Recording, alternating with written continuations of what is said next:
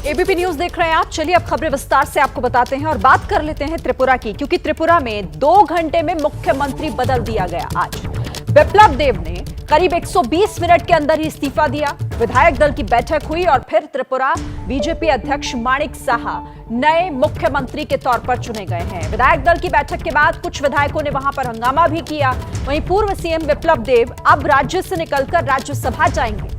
खबरें हैं कि बिप्लब देब को प्रदेश अध्यक्ष भी बनाया जा सकता है, यानी कि उनकी जिम्मेदारी तय करने की भी अब तैयारी हो रही है। लेकिन माणिक साहा अब त्रिपुरा के अगले मुख्यमंत्री के तौर पर जाने जाएंगे। विधायक दल की जो बैठक हुई उसमें उनका नाम चुन लिया गया। लेकिन दूसरी तस्वीर जो आप देख रहे हैं, माणिक साहा के नाम पर विरोध की तस्वीरें हैं। यानी बैठक में अंदर नाम तय किया जा रहा था तो बाहर हंगामा हो रहा था, और ये वो लोग हैं जो माणिक साहा के नाम को स्वीकार नहीं करना चाहते और इसीलिए हंगामा किया गया। रौनक कुकड़े हमारे संवाददाता जुड़ गए, सीधे उनका रुख कर लेते हैं। रौनक, माणिक साहा के तौर पर एक सहमति तो बन गई, लेकिन बैठक के बाहर की तस्वीरें ये बता रही है कि अभी भी सब कुछ ठीक नहीं हुआ है, क्योंकि विरोध हुआ है वहां पर माणिक साहा के नाम का भी। आज निश्चित तौर पर श्रीनगर बीजेपी की बात की जाए तो बीजेपी के केंद्रीय नेतृत्व के लिए आने वाले दिनों में त्रिपुरा जो है एक बड़े संकट के तौर पर जो है वो देखा जा सकता है, क्योंकि मुख्य तौर पर बीजेपी के केंद्रीय नेतृत्व जो फैसला लिया है, चूंकि जो पूर्व मुख्यमंत्री बिप्लब देब थे उनके खिलाफ जो स्थानिक वहाँ के विधायक थे उनका असंतोष जो है वो लगातार देखने को मिल रहा था। त्रिपुरा में जो है लॉ एंड ऑर्डर की सिचुएशन थी उसको लेकर भी लगातार कांग्रेस विपक्ष हो या फिर अंडर बीजेपी के भी अंदर खाने में लगातार उनको लेकर सवाल उठाए जा रहे थे, और यही वजह थी कि केंद्रीय नेतृत्व ने बिप्लब देब को बदलने की फैसला लिया और अब वहां पर नए मुख्यमंत्री जो है वो माणिक शाह होंगे। लेकिन माणिक शाह के लिए भी मुश्किलें जो है वो कम होती नहीं दिख रही है। एक तरफ उन्हें 5 बजे जो विधायक दल की बैठक हुई उसमें विधायक दल का नेता चुन लिया गया, और जो अभी खबर निकलकर सामने आ रही है कि वो गवर्नर से मुलाकात करने पहुंचे, जहां पर उन्हें विधायक दल का नेता चुन लिया गया है, उसका पत्र सौंपेंगे और सरकार बनाने का दावा पेश करेंगे, और हो सकता है उनकी कल मुख्यमंत्री पद की वो शपथ भी ले ले। लेकिन उसके पहले जो त्रिपुरा से तस्वीरें सामने निकल कर आ रही है, बिप्लब देब के समर्थक और माणिक शाह के समर्थक जो है वो आपस में भिड़ते हुए दिखाई दे रहे हैं। बीजेपी के लिए आने वाले दिनों में जो है वो मुश्किलें काफी रहेगी और इसको सॉर्ट आउट करना बीजेपी के केंद्रीय नेतृत्व के लिए बड़ा सवाल होगा। जी बिल्कुल, आखिर कैसे इस विरोध को कम करेगी बीजेपी, फिलहाल तो एक चुनौती उसके सामने है।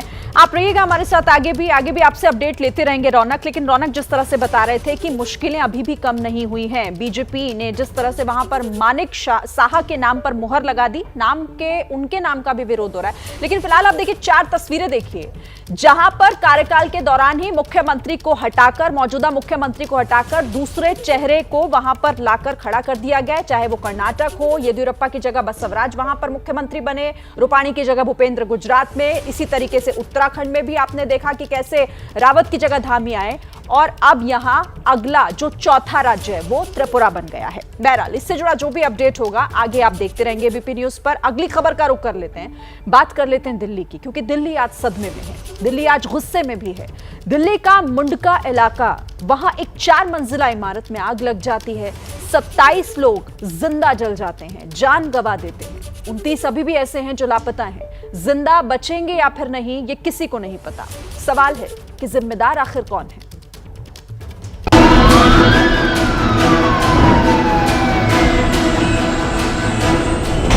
मैं काम करती थी, मेरी बच्ची ना निकल पाया।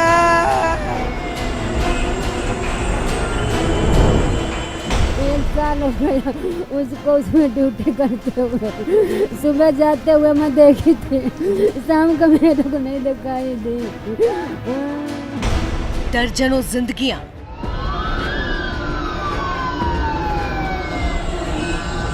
पचासों परिवार, सब आगे पूछ रहे हैं पर हमें कोई न बता रहे हैं कि कहाँ है कहाँ नहीं है। सैकड़ों सिसकियां, तो मुझे दिखाई दी थी ना, जैसे मैं आया था भाग के तो वो यहाँ पे खड़ी थी। इन सब का गुनहगार कौन है?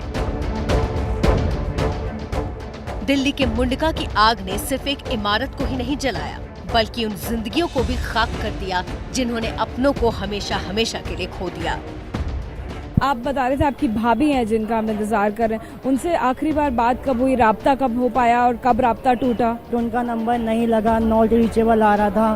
फिर उन्हें कॉल करने की कोशिश की, पता किया, कोई बताया नहीं गया। वहाँ एम्बुलेंस से पूछा, एम्बुलेंस से पूछने के बाद उन्होंने बोला कि संजय गांधी में आए हैं। तो संजय गांधी में पता किया, सफदरजंग गया, वहाँ भी नहीं पता चला। आरएमएल में गया, वहाँ भी पता नहीं चला। अम्बेडकर गया, वहाँ भी पता नहीं चला। इनकी कोई कंफर्मेशन नहीं है क्या सही है क्या गलत है, क्या हुआ है। एटलीस्ट अगर हमारी भाभी नहीं भी है तो कम से कम हमें बताया तो जाए। इन सूनी आंखों, गमों के सैलाब, खामोश सिसकियों का गुनहगार है मनीष लाकड़ा और एमसीडी के अफसर। मनीष लाकड़ा इस बिल्डिंग का मालिक है। इसी मनीष लाकड़ा और एमसीडी अफसरों की साठ-गांठ ने इस 4 मंजिला इमारत को दर्जनों लोगों के लिए जिंदा कब्र में तब्दील कर दिया। मनीष और एमसीडी अफसरों की साठ-गांठ के गुनाह गिनते जाइए। ये अप्रूव्ड बिल्डिंग नहीं थी, फायर डिपार्टमेंट से तो कोई अप्रूवल नहीं दिया गया था, ना इनके पास एनओसी था, ना इसमें कोई फायर फाइटिंग के अरेंजमेंट थे। और डेथ टोल थोड़ा ज्यादा इसलिए हो गया क्योंकि ये बताया जा रहा है कि बिल्डिंग जब ये सेकंड फ्लोर पे कुछ मीटिंग कर रहे थे या क्या कर रहे थे और दरवाजा बाहर से बंद था। बिल्डिंग में फायर सेफ्टी इंतजाम नहीं थे। बिल्डिंग बिना एनओसी यानी नो ऑब्जेक्शन सर्टिफिकेट के चल रही थी। फायर विभाग से बिना अप्रूवल के चल रही थी बिल्डिंग। ये बिल्डिंग भ्रष्टाचार की जीती जागती मिसाल थी। इस बिल्डिंग में 1-2 नहीं बल्कि कई नियमों की धज्जियां उड़ाई जा रही थी। इसमें कमर्शियल गतिविधियों की इजाजत नहीं थी। ये रेसिडेंशियल बिल्डिंग थी, लेकिन इसमें दफ्तर चल रहे थे। दरअसल इस बिल्डिंग में जो दफ्तर चल रहे थे उसके पास उसकी इजाजत ही नहीं थी। मतलब एक 4 मंजिला इमारत की 3 मंजिल पर अलग अलग कंपनियों के दफ्तर थे और किसी को कानो कान खबर तक नहीं थी। ये बात गले से नीचे नहीं उतरती। मुंडका का जो सा एरिया था, इन्होंने रेजिडेंशियल पर्पस के लिए इन्होंने बनाया था शुरू में। बाद में उन्होंने अपने आप उसको कमर्शियल कर लिया, तो कमर्शियल यूज कर लिया। ना उनके पास कोई किसी तरह का लाइसेंस है, ना ही उनके पास कोई फायर का एनओसी था। जब वो कमर्शियल काम कर भी रहे थे, छुपा के कोई कमर्शियल काम कर भी रहे थे, तो उनके पास फायर के जो बाई चांस कोई आग का प्रोविजन हो, उसमें कोई इक्विपमेंट्स वगैरह चाहिए हो, उनके पास कोई भी ऐसा सिस्टम नहीं था। ना ही उनके पास कोई इमरजेंसी का जो एक प्रोविजन रखना पड़ता है, जीना वगैरह, वो भी नहीं था। तो कुछ ऐसी मिसहैपनिंग हो गई, तो अब उसके लिए जिम्मेवारी क्या कर सकते हैं। फिर भी हमने एमसीडी के उच्च अधिकारियों को कह दिया कि इस पे हमें 48 घंटे अंदर हमें रिपोर्ट दीजिए। तो हम आपको लगातार दिखा रहे हैं दिल्ली में दर्दनाक अग्निकांड से जुड़ा हुआ हर अपडेट। और इस वक्त की एक और बड़ी खबर आपको बता दें, आग में मारे गए 8 लोगों की शिनाख्त हो चुकी है। इनका पोस्टमार्टम करके शव परिवार को सौंप दिया गया है।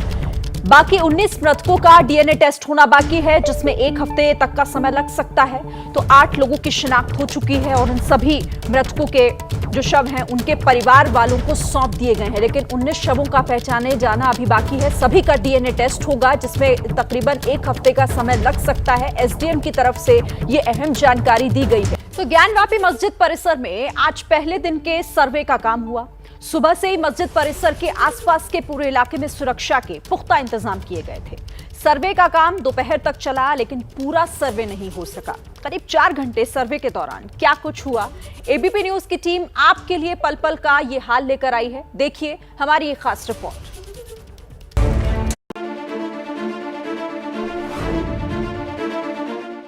ज्ञानवापी मस्जिद पर आज देश ही नहीं दुनिया की नजरें टिकी थीं। कोर्ट के आदेश के बाद हो रहे सर्वे को लेकर सुबह से ही सुरक्षा तैयारियां जोरों पर थीं। पुलिस और पैरामिलिट्री फोर्स के अलावा गलियों, रास्तों और मस्जिद के एंट्री पॉइंट के पास हर तरफ बैरिकेडिंग की गई थी। वहीं पूरे इलाके में सर्वे से पहले ही सुरक्षा व्यवस्था चाक चौबंद कर दी गई थी। एबीपी न्यूज की टीम ज्ञानवापी मस्जिद में हुए सर्वे के हर पल के हाल को कैमरे में कैद करके आपके लिए लाई है। इस ज्ञानवापी मस्जिद में क्या होने वाला है, जो अब एबीपी न्यूज़ के स्क्रीन पर पूरा देश देख रहा है। एक्सक्लूसिव तस्वीर हम दिखा रहे हैं टॉप एंगल से, और यही की बात हो रही है, यही की चर्चा हो रही है, इसी के बारे में पूरे देश के लोग जानना चाहते हैं। इसी की चर्चा पूरे देश में आज के दिन हो रही है। कोर्ट के आदेश के बाद दुर्गेश दिखाइए, उस गेट को भी दिखाइए जहां से लोग दाखिल होने वाले हैं। उस मस्जिद में कोई हलचल है वो सबसे पहले आप अगर देख पाएंगे तो वो एबीपी न्यूज़ में देख पाएंगे। एबीपी न्यूज़ के कैमरे से अब मैं दिखाने वाला हूं, वो देखिए सीधे मंदिर, एक पेड़ के पास, दुर्गेश जूम करके दिखाइए, एक पेड़ के ठीक उस तरफ जो है वो काशी विश्वनाथ का मंदिर है और श्रद्धालुओं की भीड़ है। यानी हम वो दोनों ही तस्वीर आपको दिखा रहे हैं जिससे आपको ये पता चल सकेगा कि अगर आप दर्शन करने आने वाले हैं तो दर्शन करने आइए, लोगों की भीड़ है, इंतजाम थोड़ी अलग किए गए हैं और दर्शन हो रहा है। अब मैं मस्जिद की तरफ फिर से चलता हूं प्रतिमा, क्योंकि सबसे बेहद ज़्यादा ज़रूरी आज ये है, ये मस्जिद ज्ञानवापी मस्जिद जो कि एबीपी न्यूज़ के स्क्रीन में एक्सक्लूसिव हम दिखा रहे हैं। उस गेट को दिखाइए जहां लोहे के बाड़े लगे हैं बड़े बड़े, वहां सुरक्षा बल के लोग तमाम। दुर्गेश थोड़ा सा जूम करिएगा, और दूरी है इसलिए हम सब चीज़ दिखा पाएँ, अपने दर्शकों को एक एक चीज़ दिखा पाएँ। ज्ञानवापी मस्जिद परिसर में आज सर्वे का काम करीब 8 बजे सुबह शुरू हुआ था। हालांकि सर्वे कमिश्नर समेत पूरी टीम थोड़ा पहले ही परिसर में पहुंच गई थी। बताया गया है कि सर्वे टीम में 3 वीडियोग्राफर के अलावा 3 ताला खोलने वाले और तोड़ने वाले भी शामिल थे। दरअसल शहर के ही की मेकर को सर्वे टीम अपने साथ इसलिए लेकर गई थी ताकि सर्वे के दौरान किसी तरह की कोई रुकावट न आए। देखिए अजय, आपको एक जानकारी दे दें कि इस बात की आशंका थी कि आज चाबी नहीं मिलेगी, ताले को तोड़ने की नौबत आ सकती है। इसीलिए यहां से जो थोड़ी दूर पर स्थित है चौक थाना, वहां की पुलिस को हिदायत दे दी गई थी कि कुछ कारीगर आपको रखने हैं। सुबह 7 बजे ही 3 कारीगर जो कि ताला तोड़ने के भी ताला खोलने के भी एक्सपर्ट होते हैं, वो यहाँ आ गए थे और सर्वे शुरू होने से पहले ही वो गेट नंबर 4 से अंदर दाखिल कर दिए गए थे। ऐसे में लेकिन अभी ये साफ नहीं है कि चाबी से ताले को खोला गया है या ताले को तोड़ा गया है, लेकिन जो जानकारी है कि तहखाने का ताला खुल चुका है और सर्वे टीम अंदर दाखिल हो चुकी है। सर्वे टीम के दाखिल होते वक्त मुस्लिम पक्ष की तरफ से कुछ ऑब्जेक्शन भी किया गया था कि जो भी लोग हों कोई ऐसे चित्र, ऐसी चीजें नहीं ले जाएंगे जिससे दूसरे धर्म की भावनाएं आहत हो। कोई भी शख्स जूता चप्पल पहन करके नहीं जाएगा। अंदर जो धर्म ग्रंथ रखे हुए हैं, कुछ और सामान रखे हुए हैं, उसको कोई हाथ नहीं लगाएगा। सिर्फ कोर्ट कमिश्नर ही उसे देख सकते हैं अगर जरूरत पड़े तो। इस तरीके की जानकारी सूत्रों के जरिए हमारे पास आ रही है। जय, देखिए जो कुल आंकड़ा है आपने तमाम जिक्र किया, जो कमेटी है, इंतजामिया कमेटी है, उनके क्या ऑब्जेक्शंस थे, जो टोटल आंकड़ा अंदर जाने का है। पक्षकार, आपको क्या क्या जानकारी है? पक्षकार 5, उनके वकील क्या क्या अंदर जाने का आंकड़ा? देखिए कुल जो है लगभग 25 से 30 लोगों की टीम अंदर गई है, इस तरीके की जानकारी मिली है। इसमें जो हिंदू जो वादकारी हैं वो गए हुए हैं, जो महिलाएं हैं, इसके साथ साथ जो हिंदू पक्ष से जुड़े हुए और लोग हों, चाहे काशी विश्वनाथ ट्रस्ट के जुड़े हुए लोग हों, वो लोग हों, इन सब के वकील गए हैं। मुस्लिम पक्ष से सारे लोग नहीं गए हुए हैं, कुछ लोग गए हैं। सर्वे टीम ने आज मस्जिद परिसर के तहखाने का सर्वे किया है। सर्वे टीम ने तहखाने के हर हिस्से और कोने की वीडियोग्राफी की है। बताया जा रहा है कि सर्वे के लिए तहखाने के कुछ ताले तोड़ने भी पड़े हैं। दरअसल कोर्ट अपने आदेश में कह चुका है कि अगर ताले न खुलें तो उन्हें तोड़कर सर्वे किया जाए। पहले ही इस मामले में 2 बार सर्वे किया जा चुका है, एक 6 मई को, दूसरा 7 मई को। 6 मई को करीब 4 घंटे तक जो टीम थी वो अंदर थी, उसने सर्वे किया। 7 मई को 2 घंटे ही सर्वे हो पाया और विरोध की तस्वीरें सामने आई। और उसके बाद 8 मई को जो प्रतिवादी पक्ष है वो पहुंच गया कोर्ट कमिश्नर जो है अजय कुमार मिश्रा, उनको बदलने की मांग को लेकर। अब फिर इसके बाद इस मामले पर सुनवाई हुई कोर्ट में। उसके बाद कोर्ट ने अपना फैसला 11 मई को सुरक्षित रख लिया। 12 मई को फैसला सुनाया गया जिसमें 3 महत्वपूर्ण पॉइंट्स थे जो अपने आदेश में साफ कर दिए गए। पहला पॉइंट ये था कि ज्ञानवापी में पूरे परिसर का सर्वे कराया जाएगा, यानी जो भी बंद कमरे हैं उन्हें खुलवाकर उसका सर्वे होगा। अगर ताला नहीं खोला जाता तो ताला तोड़कर भी सर्वे होगा। दूसरा ये कि सहायक कमिश्नर जो है 2 और नियुक्त कर दिए गए, जिसमें एक विशेष कमिश्नर है, दूसरे सहायक कमिश्नर, और तीसरा अजय कुमार मिश्रा बरकरार रहेंगे। ऐसे में लगातार इस बड़ी कवरेज पर आपका चैनल एबीपी न्यूज बना हुआ है। इस पूरे इलाके में भारी सुरक्षा व्यवस्था के बीच मस्जिद परिसर के अंदर करीब 4 घंटे तक सर्वे टीम अपना काम करती रही। बताया जा रहा है कि सर्वे के दौरान करीब 40 लोग परिसर के अंदर मौजूद थे। सर्वे के दौरान मौजूद रहे पक्ष और विपक्ष के वकीलों के मुताबिक पूरा सर्वे शांतिपूर्व हुआ। लेकिन आज के सर्वे को लेकर हिंदू और मुस्लिम पक्ष के वकील अपने अपने दावे भी कर रहे हैं। इसी थाने के अंदर थाना चौक वाराणसी, इसी थाने के अंदर सब ऐसे मानिए जैसे सबको कैद कर दिया जा रहा है। और कुछ लोग आ रहे हैं, वो बात कर रहे हैं, तो बात का निष्कर्ष यही है कि कल भी सर्वे जारी रहेगा। कुछ लोग हैं, उनसे बात करते हैं। वकील है जी, बताइए। अब अंदर अभी हम लोग गए नहीं, अंदर गौरी का कब होगा? बिल्कुल, आप भी गए थे? जी बिल्कुल। तो क्या देखा आपने, कितने देर से? ये मत बताइए, ये बताइए कि क्या बोलते हैं, कितने देर तक सर्वे चला, कितने तहखाने खुले? 4 घंटे 8 बजे शुरू हो गया और 12 बजे तक ये कार्रवाई चली है। कितने कमरे खुले? अब कमरे तहखाने ये संख्या मत पूछिए, ये 5 है, हम जानते हैं इसलिए पूछ रहे हैं, आप बता दीजिए। 3 तो हमको पता है खुल गए, तो कितने कार्रवाई पूर्ण हुई, ये पूरी जानकारी कल आपको बताई जाएगी। कितना परसेंट काम पूरा हुआ? लगभग 50%, नियर अबाउट 50%। कितने बजे निकल गए आप लोग? 12 से पहले मैं देख रहा था कि टीम आ गई है। नहीं, 12 से पहले कहाँ, ये 12 बजे। मुस्लिम पक्ष वहाँ पर था, मौजूद था? जी, दोनों पक्ष थे। अच्छा, ये वकील साहब, ये बात बहुत कही जा रही थी कि खोला नहीं जाएगा, चाबी नहीं दी जाएगी। अंदर जब गए आप लोग तो पूरा कॉपरेशन था, नहीं था? प्रशासन का भरपूर सहयोग था, प्रशासन ने अपने स्तर पे पूरा सहयोग किया, उसके लिए आभारी हैं।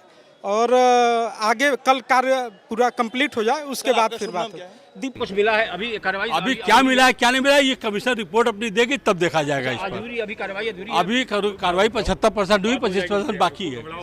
हाँ, इसमें क्या मिला इतने दिनों में? कुछ नहीं मिला है ना कुछ। ये रिपोर्ट कमिश्नर देगा, हम क्या बताएंगे? अरे हम रिपोर्ट देगा, इस पर हम लोग कुछ नहीं कह सकते। सर कई घंटे चला? 2 घंटा चला, कार्रवाई संपन्न नहीं, 2-3 घंटा।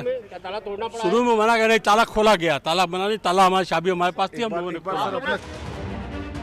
ज्ञानवापी मस्जिद में आज सर्वे का आधा ही काम हो सका है, इसलिए सर्वे टीम कल फिर दोबारा यहां सर्वे करेगी। मस्जिद की छत और गुंबद का सर्वे अभी नहीं हुआ है, इसलिए ऐसा अनुमान है कि सर्वे टीम कल मस्जिद की छत की वीडियोग्राफी कर सकती है। तो ज्ञानवापी परिसर में सर्वे करने पहुंची टीम का काम पूरा हो चुका है। सुबह 8 बजे से सर्वे का काम शुरू हुआ था, 12 बजते ही टीम का काम यहां पूरा हुआ और तमाम टीम मेंबर्स एक एक करके, जो पक्षकार थे, जो यहां पर वादी थे, जो प्रतिवादी थे, तमाम उनके अधिवक्ता थे, जो यहां पर डीएम थे, पुलिस कमिश्नर थे, सबकी मौजूदगी में ये सर्वे हो रहा था। पुलिस की चाक चौबंद व्यवस्था के बीच में ये सर्वे हो रहा था और डर इस बात का था कि जैसा 7 मई को विरोध हुआ था कहीं वो तो नहीं होता। लेकिन अच्छी बात ये रही कि इस बार कोर्ट का आदर किया गया, जो उसका आदेश था आदर किया गया और यहां पर किसी तरीके का वाद विवाद नहीं हुआ। तस्वीरें आप एक बार फिर से ज्ञानवापी मस्जिद की देखिए, जिसके बाहर अभी भी आपको सिक्योरिटी दिखाई दे रही है, क्योंकि यहां पर जिस तरीके का विवाद गरमाया हुआ है, तो यहां पर आप देख सकते हैं बैरिकेड्स लगे हुए हैं। तो जिसको भी मस्जिद में दाखिल होना पड़ता है वो काशी विश्वनाथ का जो गेट नंबर 4 है वहां से ही अंदर जाता है और मस्जिद में उसकी एंट्री होती है। तो तस्वीरों के जरिए हम आपको दिखा रहे हैं कैसे अभी भी यहाँ पर सुरक्षा के चाक चौबंद इंतजाम है। हालांकि जो रास्ते अब तक बंद किए गए थे मीडिया के लिए, आम लोगों के लिए, उन रास्तों को खोल दिया गया है और यहाँ पर गहमा गहमी तेज हो गई है। जो आम लोग अब तक यहाँ इस इलाके में एंटर नहीं कर पा रहे थे, अब वो आराम से यहाँ पहुँच पा रहे हैं। पहले दिन का सर्वे खत्म होने के बाद ज्ञानवापी मस्जिद में सबसे पहले जोहर यानी दोपहर की नमाज अदा की गई। सर्वे खत्म होने के 1 घंटे बाद हुई ये नमाज करीब 100 लोगों ने पढ़ी। एबीपी न्यूज के संवाददाता मोहम्मद मोइन भी सर्वे के बाद हुई इस पहली नमाज में शामिल हुए।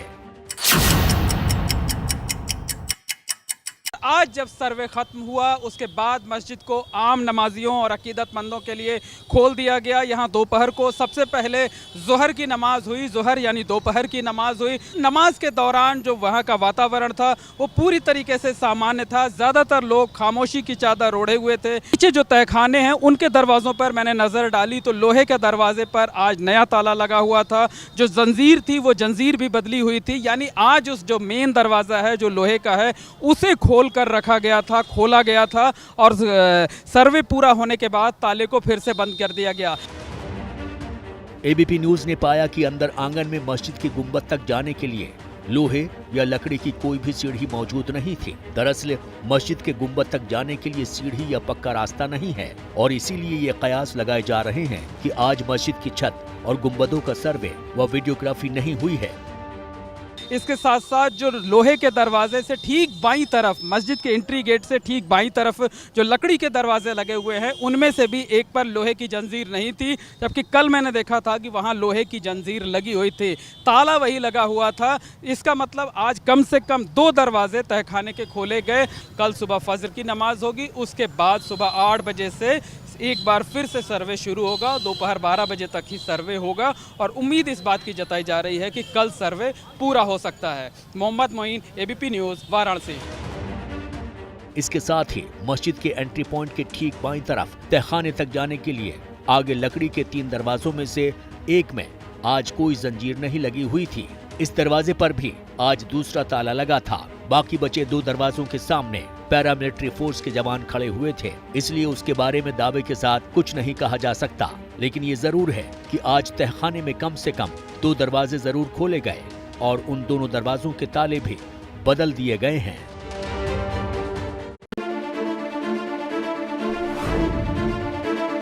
और इस बीच एक बड़ी खबर, मध्य प्रदेश के गुना से जहां 3 पुलिस वालों की हत्या के बाद शिवराज की पुलिस एक्शन में है। मध्य प्रदेश के गृह मंत्री नरोत्तम मिश्रा ने बताया है कि गुना का दूसरा आरोपी भी पुलिस एनकाउंटर में मारा गया। गुना के आरोन में पहाड़ी के पास ये एनकाउंटर हुआ, जिसमें आरोपी शहजाद ने पुलिस पर 8 राउंड फायर किए थे। इस मामले का एक और आरोपी नौशाद पहले ही मारा जा चुका है, तो एमपी के गुना में दूसरा आरोपी एनकाउंटर में ढेर कर दिया गया है। आरोपी शहजाद, जिसने पुलिस पर 8 राउंड फायर किए थे, लेकिन पुलिस की जवाबी कार्रवाई में वो मार गिराया गया। खबर पर ज्यादा जानकारी के साथ जुड़ गए ब्रजेश राजपूत, हमारे संवाददाता। ब्रजेश, क्या है पूरी खबर? देखिए, सुबह जो मुठभेड़ हुई थी जिसमें 3 पुलिस वालों की मौत हो गई थी, ये शिकारी लोग थे जो ब्लैक बक का शिकार करने आए थे। पुलिस को उसकी जानकारी मिली, पुलिस वहां पहुंची और उसके बाद जो मुठभेड़ हुई तो पुलिस वालों की जान चली गई। इसके बाद सरकार एक्शन में आई है। सरकार ने उन लोगों को की तलाशी की है। तकरीबन 7 आरोपी तलाशे गए हैं और वो भदौरिया गांव के थे। तो प्रशासन ने दोपहर में तो उनके घरों का बुलडोजर चलाया और अब वो उनकी सर्चिंग अभियान चल रहा है आरोन के जंगलों में। तो पता लगा है कि शहजाद करके जो आरोपी था उसको इनकाउंटर करके पुलिस ने मार डाला है।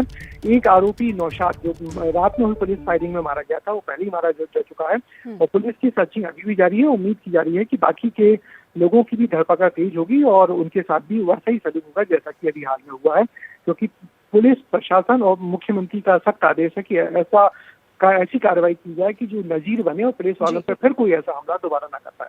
शुक्रिया ब्रजेश फिलहाल इस अपडेट के लिए। तो ब्रजेश हमारे संवाददाता जानकारी दे रहे थे कि किस तरीके से दूसरा आरोपी भी मार गिराया गया है एनकाउंटर में, लेकिन बाकी बचे हुए आरोपियों की भी तलाश लगातार यहां पर हो रही है।